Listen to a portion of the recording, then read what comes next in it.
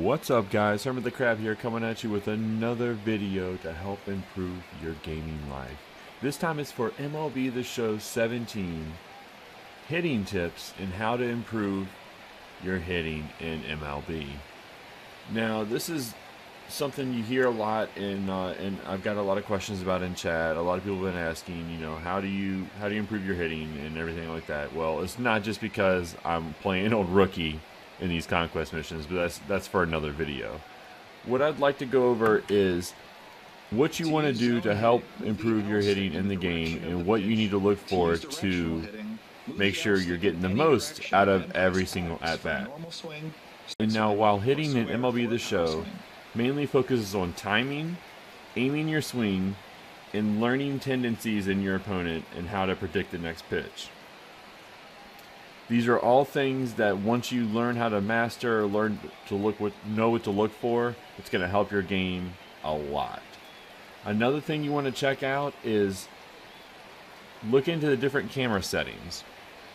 The two most popular camera settings are going to be strike zone and zoom. Each one will help you out for each one's going to be different for everyone. Someone's going to find something they like in one more than the other. I'm more of a zoom person, but a lot of the other streamers and other content creators do enjoy strike zone. So, like I said, find something that works for you. Don't let someone tell you what is the best for you. Only take it as, helpful advice. But other than that, let's get right into it. What you need to do in order to help improve your timing. Maybe you're just joining the show, don't really know what to do, don't really know how to hit. I would highly recommend starting out with directional hitting.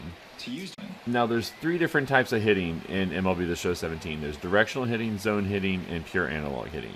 Now, pure analog hitting is fun in its own respect, but I would not mess with it too much.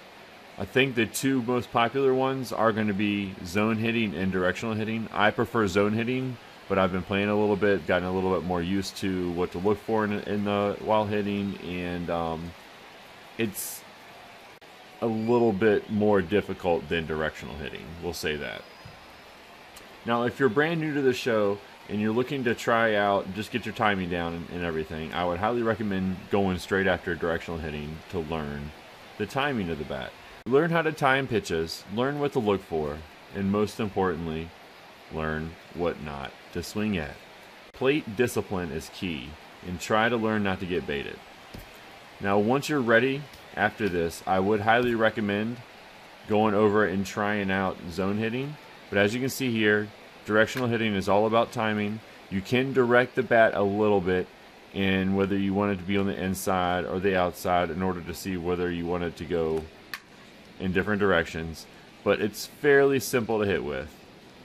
And that's just straight timing based, and then what direction you want the ball to go in. So if you want it down the left side, obviously you can pull it, and so forth and so on.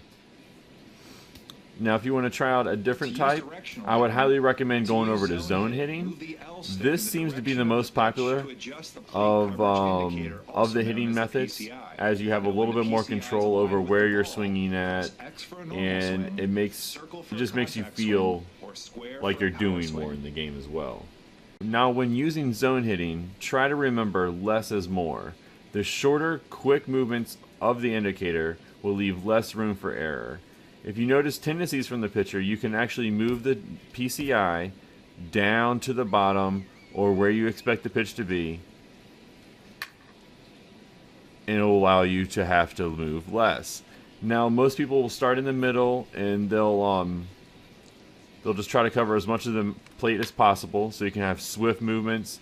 Make sure you get the PCI right where it needs to be in order to get the proper contact.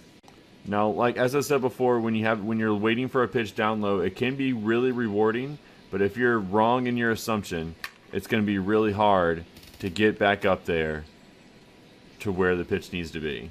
It's recommended that you keep the PCI in a location that can cover the entire plate with just a quick adjustment. So you can drop down, go over, or whatever you need to in order to make contact. So you want to keep down at the top and the left covered, so you can at least cover 75% of the map. 75% of the strike zone.